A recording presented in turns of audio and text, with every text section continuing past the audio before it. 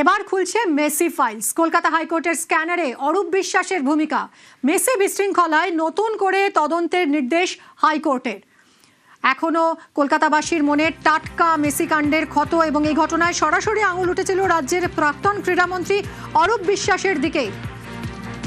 Messi files আবারও খুলছে। কলকাতা হাইকোর্টের স্ক্যানারে অরূপ বিশ্বাসের ভূমিকা।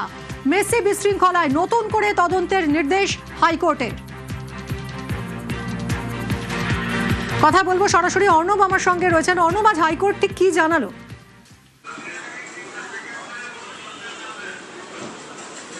দেখো, 13ই ডিসেম্বর 2025 যে ঘটনা ঘটেছিল তা কলকাতার ঐতিহ্যে কালি লাগিয়েছে এবং কালিমা লিপ্ত করছে বলে খোদ কলকাতা হাইকোর্ট মনে করছে। এবং পুরো বিষয়টা কলকাতা হাইকোর্টের বিচারপতি সৌগত ভট্টাচার্য তিনি নিজেও তার উদ্বেগ প্রকাশ করেছেন। এক্ষেত্রে দুটি আবেদন ছিল। এক, অরূপ বিশ্বাস সেই রক্ষা কবচ চেয়েছিল, কিন্তু তার রক্ষা কবচ একটি শর্তে দেওয়া হলো।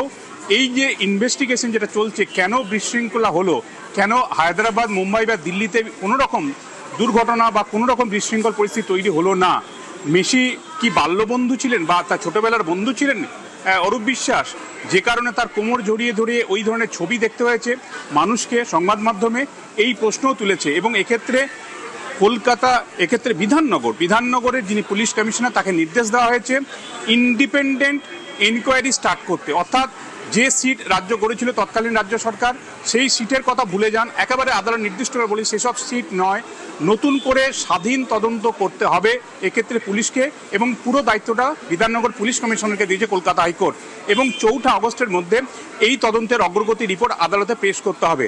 একই সঙ্গে এই পুরো বিশৃঙ্খল পরিস্থিতি তদন্তের অগ্রগতি, এর পাশাপাশি অরূপ বিশ্বাস নিয়ে আর কোনো রকম ঘটনা এ রাজ্যে রয়েছে কিনা মেসি ছাড়া, সেই সংক্রান্ত রিপোর্ট রাজ্যের ডিজিপির কাছ থেকে তলব করেছে কলকাতা হাইকোর্ট।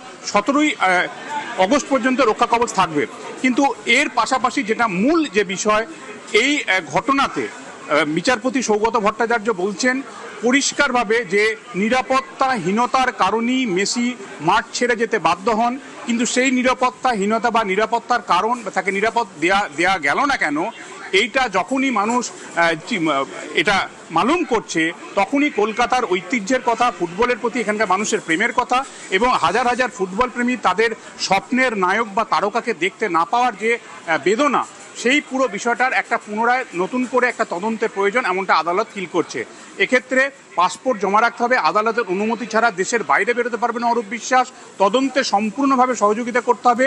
48 ঘন্টা আগে নোটিশ দিলে অরূপ বিশ্বাসকে অবশ্যই থানায় গিয়ে তদন্তে সহযোগিতা করতে হবে।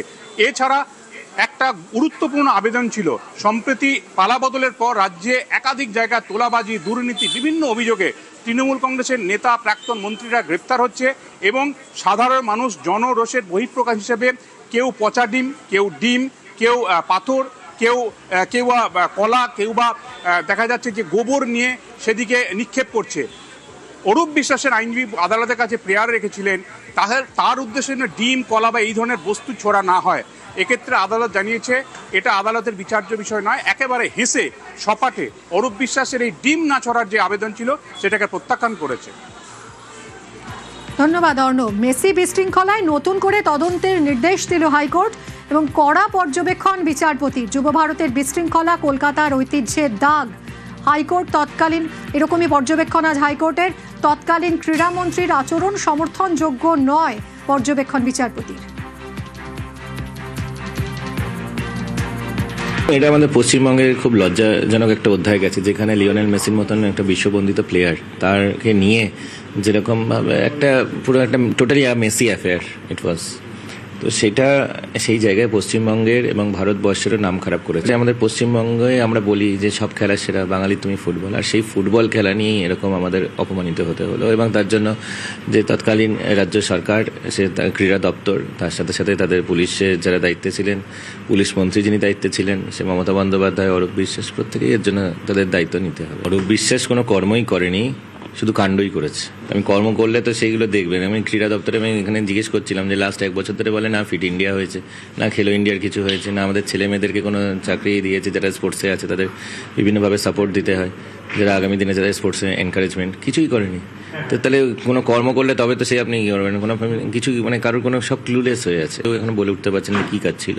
তবে বলতেন উনি টলিউডে ঘুরে বেড়াতেন, আর মেসি আসলে মেসিরও কোমর ধরে হাঁটতো। এবার আর কাদের কাদের কী করেছে আমি সে বসে যাচ্ছি না।